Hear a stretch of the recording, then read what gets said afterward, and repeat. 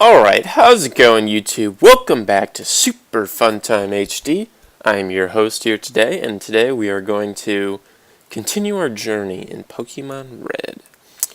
Now, before we really get started here, I am going to urge you guys to answer the question of the day, which is, what is your favorite generation of Pokemon? Now, my answer to that question is definitely Generation 2. I just feel that Generation 2 is a real soft spot in my heart because I told you guys that Pokemon Red was my first Pokemon game and really first Pokemon video game. Excuse me, that was redundant. Pokemon Red was also my first kind of like video game ever. But the thing about Pokemon Red is I never got through it when I was younger. I didn't know what to do. It was something I got tied up after Saffron City. Like, I didn't know where to go. And I was a little young, so there wasn't really internet access, or at least I didn't know how to use it.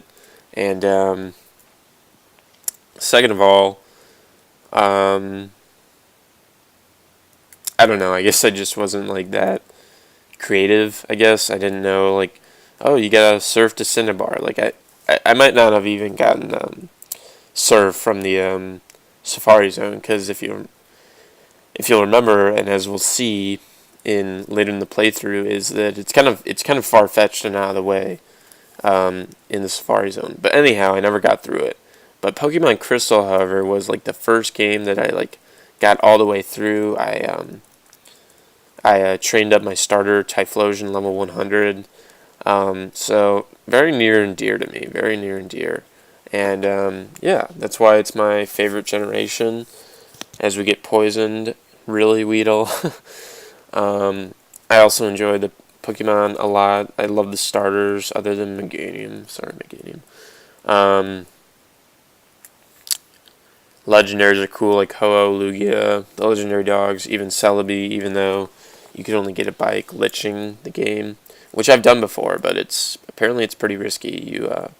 It can damage your save file or something, or corrupt it, or I don't know how it works, tomatoes. But yeah, definitely my favorite generation.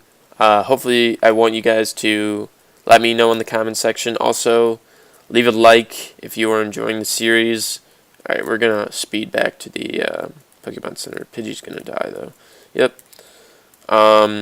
Hopefully you guys are enjoying the series. If you are, please leave a like to let me know that you are. And also subscribe if you're, just stopping by and you like this sort of content. There'll be plenty of it. So yeah, with that being said, let's buy some antidotes. Because antidotes are the key to life. Not really. Alright. Trying to avoid the speed up button, but we're just trying to get back to where we were.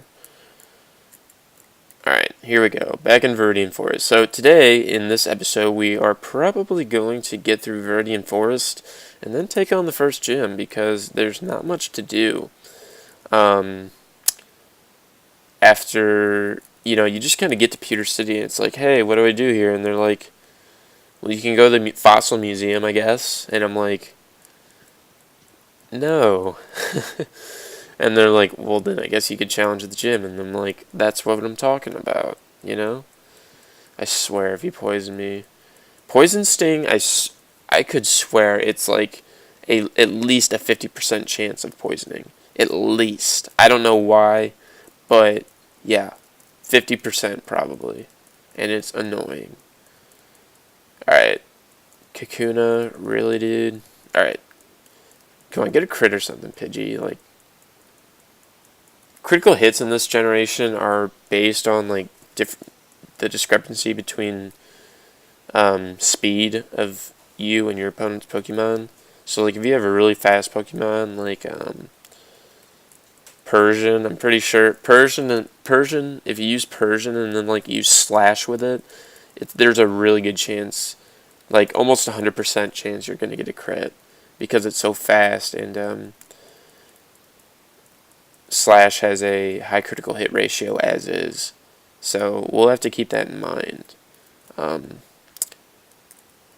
in this playthrough, because we may or may not see our fair... Is there a guy up here? No. We may or may not see our fair share of critical hits. And it's not hacks, if you call them. Just kidding, it's still hacks, but... Feel it, feel it. Feel the vibration. I just heard Marky Mark and the Funky Bunch on the radio, so... I apologize. Actually, no, I don't apologize, because it's a great song. Alright, so this is like the end of Viridian Forest. I thought there were more trainers, like... I guess not, though. Whatever. Bugcatcher. He has a level 9 Weedle, so he's getting up there. He hasn't evolved it into Kakuna yet, but hey, to each his own. It's like Ash and the Pikachu. That episode was a great episode. Way back in the day, I remember that. Where it's like, Pikachu, if we want to beat Surge, we gotta evolve. And Pikachu's like, no, we can do it without it. And then he does. I don't remember how. I don't remember the explanation. It's like that Pikachu like learned a bunch of like special tactics and like has time to grow, whereas like Surge just like straight up caught a Pikachu and evolved it. So it's like it didn't learn the same tactics and grow in the same way as Pikachu, and that's why Pikachu was able to beat it, because Pikachu's a boss. Alright, our Pokemon are fighting fit. Sweet! Alright, we are going to train Pidgey up to level 12. Before we go to the gym. Because I just want Pidgey to be at a decent level. Because he's not going to be used in this gym at all, because it's rock type. And he only has one attack, and that's Gust, normal type. And it's also a physical based move. And rock types, excuse me, have like a little bit of defense, one might say. Oh, we learned quick attack. Too bad that's also a normal type move and is not very effective. But fortunately we do have Squirtle. Squirtle is level 10, but that should not be a problem because we have Bubble, which is 4 times super effective against Brock's Pokemon, which are rock and ground type, by the way. So yeah, and we should be able to take him down. Stop right there, kid. You're still light years from facing Brock. Alright. Fair enough, junior trainer. Sends out a Diglett, level 11, so we're already at a disadvantage here. Let's see what Squirtle can do. Scratch. Alright, solid. Nice Squirtle. This should do about half. Okay, that was a crit. And he speed fell and we still can't outspeed him. I guess that's what I get for choosing a turtle as my starter Pokemon. And now we should be able to, yeah, because he's at half speed, haha. And we go to level 11, I don't know why I can't speak today. It's all good. Sandshrew. Sandshrew is a cool sprite in this game. I've really come to appreciate it. Just looks kind of cool to me, I don't know why. Alright, yeah, tank that freaking Scratch. Oh, shoot, okay. He keeps sand attacking, but Squirtle's too good. He doesn't care. Oh, we go to level 12. Holy cow, that's nice. Darn, light years isn't time, it measures distance. I mean, even you're right, but like I feel like if you want to say I'm light years from rock, you could say like, you could say like, you're nowhere near as ready to face Brock. You've got a long journey ahead before you think you can, and like, light years. It takes a long time anyhow, so whatever. I'm Brock. I'm Peter's gym leader. I believe in rock hard defense and determination. That's why my Pokemon are all the rock type. Do you still want to challenge me? Fine then. Show me your best. You're the boss, Brock.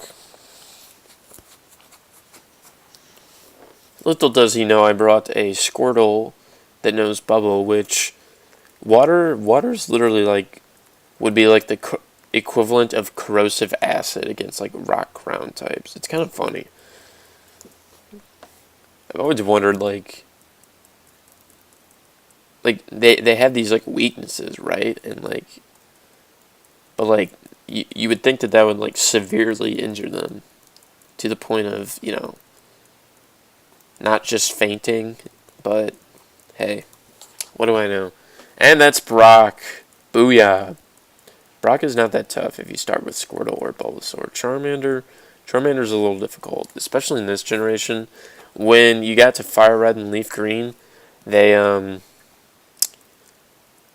gave, I think, they gave Charmander Metal Claw at level like 13, so you could take him on, which is like a total. It wasn't I don't care, but I was gonna say it's like a kind of a cop out, honestly. But to be honest, there aren't that many options in terms of the first rock. In terms of the first gym, trying to counter it, unless you're choosing Bulbasaur or Squirtle. Like if you're Charmander, you could go find a Mankey, which would learn Low Kick. But other than that, maybe Nidoran with Double Kick. There are not that many options, is my point. But yeah, well, that's going to be the episode, guys. We got to the point where we wanted to. We didn't capture any new friends, but we got our first gym badge, which has got to count for something, right? Anyhow, that's going to be it. Do not forget to answer the question of the day in the comments section. Do not forget to leave a like if you're enjoying the series, and subscribe if you're ready to see more. Until then.